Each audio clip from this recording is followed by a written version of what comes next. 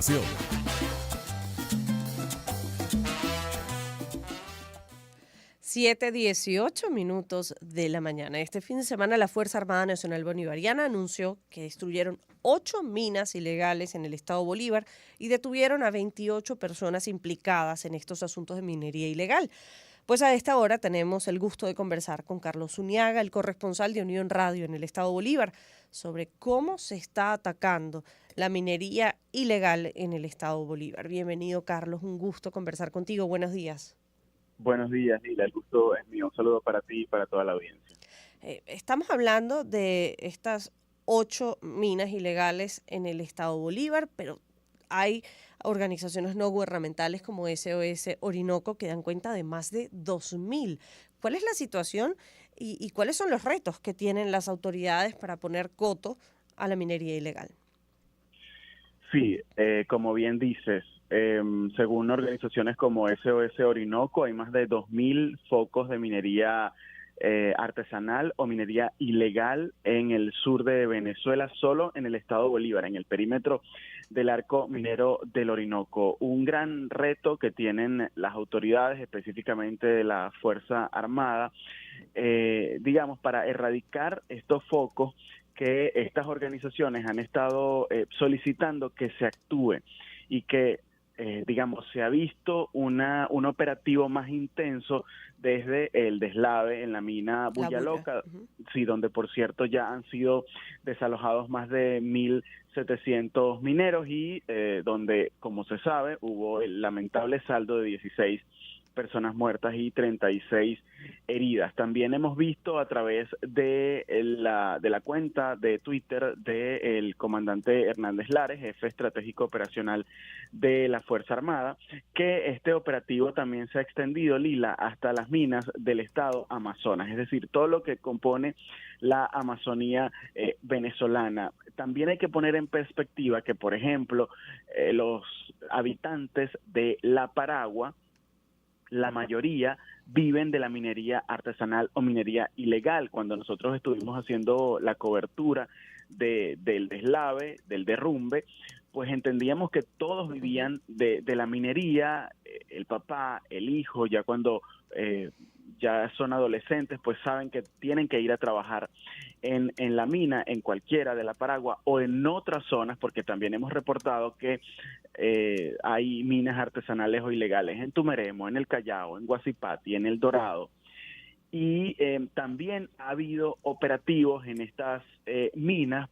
Sin embargo, organizaciones como SOS Orinoco también han denunciado que a pesar de que han ocurrido algunas tragedias en otros yacimientos auríferos, por ejemplo, en Icabarú hubo uno en diciembre y esta misma organización alertó que esa mina continúa operando. Así que digamos que el tiempo es el que nos dirá si efectivamente estos operativos tienen como resultado la clausura inmediata de estas minas que, como ya se ha dicho oficialmente y también lo saben los mineros, son actividades que para ellos pueden ser lucrativas, a ratos también riesgosas, pero lo que sí es un hecho es que la explotación de estos yacimientos en zonas protegidas de la Amazonía venezolana, en reservas forestales, causan un impacto ambiental que organizaciones como SOS Orinoco han advertido que será muy complicado poder revertir la devastación causada en esta zona de Venezuela.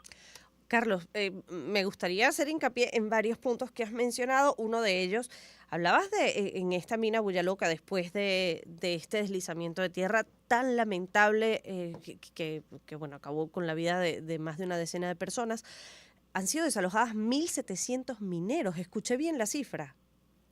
Sí, 1.700 mineros.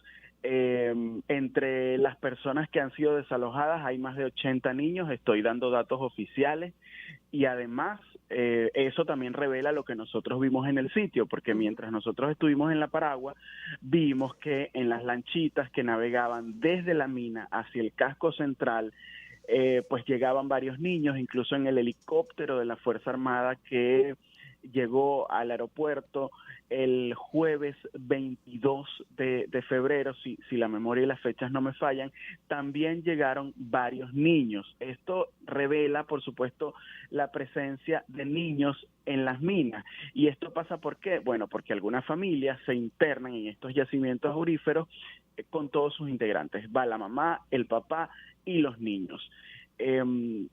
Porque hay todo un ecosistema, Lila. No se trata solo del minero que es palero, o sea, el que trabaja la tierra con palos o picos, sino que también está la mujer que de pronto va de cocinera a prestar algún apoyo, también está el comerciante, y alrededor de eso también hay, digamos, presuntos grupos que controlan la zona y que trabajan un poco en la sombra. Nosotros puntualmente hemos preguntado a las autoridades, específicamente al gobernador, en una rueda de prensa que hizo el pasado 23 de febrero, preguntamos si hay indicios, si hay sospecha del control de algún grupo, específicamente en la mina Bulla Loca, porque era algo que los mineros y los sobrevivientes decían, aunque no a viva voz, pero sí asomaban esa posibilidad.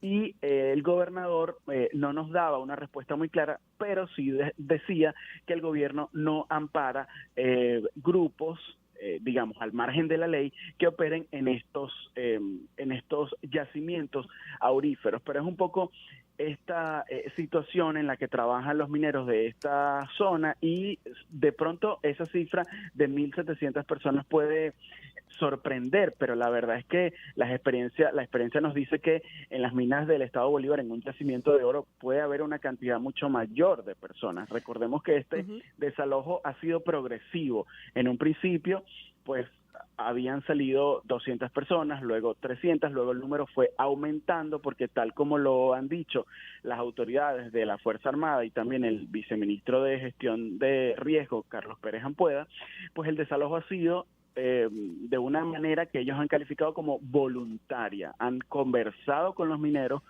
los han desalojado y luego, bueno, viene la tarea de la destrucción del campamento y toda la estructura que ellos instalan para poder trabajar. Pero, ahí. Carlos, cabría preguntarse cuán sostenible en el tiempo es este cierre de la mina, toda vez que prácticamente la actividad económica de todos los habitantes en esas localidades, como por ejemplo el caso de La Paragua, está asociado a la minería, no solo por la persona que está allí cavando o obteniendo, explorando para tratar de identificar oro, sino todas esas actividades que has descrito se generan alrededor.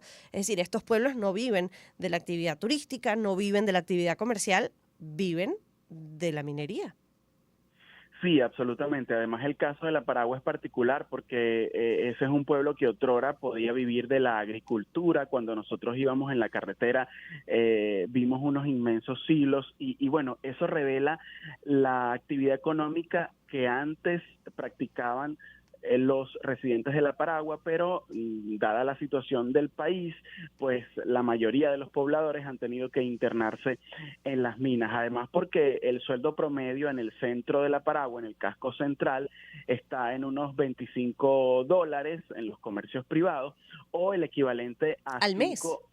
Al mes, sí, o el equivalente a 5 puntos o 5 milésimas de gramo de oro. Eso, por supuesto, no les permite a ellos sobrevivir en un pueblo en el que no se paga con bolívares, a veces ni siquiera aceptan dólares, sino que la mayoría de las cosas se paga con oro, y en los locales, en vez de punto de venta o una caja registradora, lo que hay es una balanza para poder pesar las milésimas o los gramos de oro con los que los pobladores pagan. Entonces, cuando entendemos este ecosistema, además cuando entendemos que ellos mismos dicen que no tienen otra alternativa, o salen del pueblo o se internan en las minas, es cuando nos hacemos la misma pregunta que tú acabas de formularte, ¿no? ¿Cuán sostenible en el tiempo es este desalojo? ¿Por cuánto tiempo se podría mantener esta clausura? Y por eso decía yo también hace algunos minutos que justamente el tiempo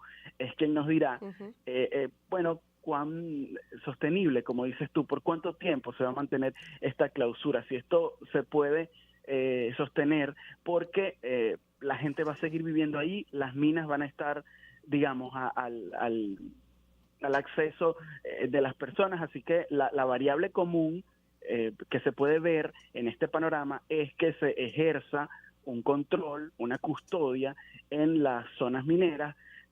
Sin embargo, también hay que recordar que, por ejemplo, la Reserva Forestal de La Paragua es una reserva que está rodeada de comunidades indígenas, y los propios residentes de La Paragua afirman que muchos de los que trabajan en la minería son comunidades indígenas, claro, ¿no? Así que aunque se desalojen a las personas criollas, es decir, a los no indígenas, bueno, a los indígenas no se les puede desalojar porque es su hábitat, porque ahí ellos viven. Y además, si no es en esa mina, habrá otro pedazo de tierra que podrá convertirse en mina en el futuro.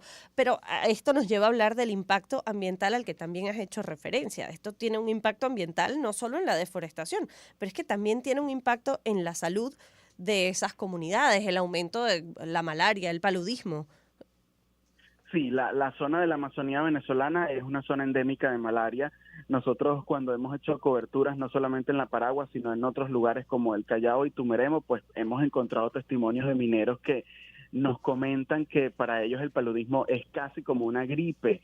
Wow. Algunos testimonios nos hablan de que, bueno, en un año ellos pueden tener 6 o 7 veces paludismo, incluso dentro de la mina se vende el tratamiento.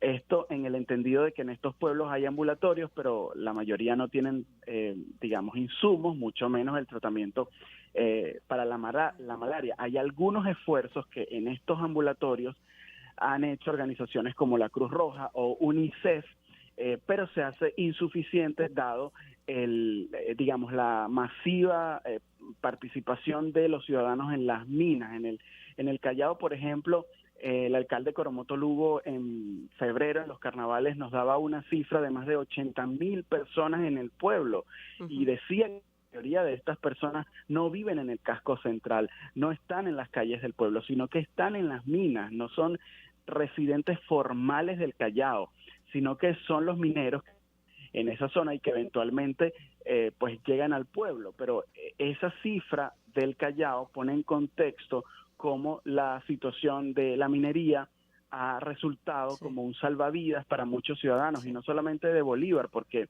en el caso de La Paragua, por ejemplo, había un joven del estado Sucre, otro del Zulia, había gente de otras zonas del país, y eso nos dice que mucha gente pues llega ahí buscando bueno, lo que para ellos es una mejor calidad de vida, ¿no? O mejor dicho, mejor ingreso. Exacto. No calidad de vida, sino mejor ingreso. Y esto también ocurre, Lila, con personas de Colombia y de Brasil, porque en informes oficiales de las autoridades se ha difundido que ciudadanos de estos países también están en las minas de Bolívar. Carlos, gracias por estos minutos conversando con nosotros, además por este completísimo reporte que nos permite además dibujar esa compleja realidad, cuya solución, más que por la clausura o el cierre de estos centros de minería ilegal, pasa por una alternativa para estas personas, una alternativa de supervivencia, un modo de vida que tenga sentido para ellos y que no los lleve a este tipo de actividades que además comprometen el riesgo, no solo para su salud, sino comprometen el medio ambiente y ese ecosistema tan valioso para nuestro territorio. Carlos Zuniaga es el corresponsal de Unión Radio en el estado Bolívar y nos ha dado cuenta de la destrucción de 8 minas ilegales en esa entidad y la detención de 28 personas implicadas en estos asuntos de minería ilegal. 7:31, hacemos una pausa, ya venimos. Sonidos que te envolverán en un mundo de emociones. Voces que te mantienen con la mejor onda.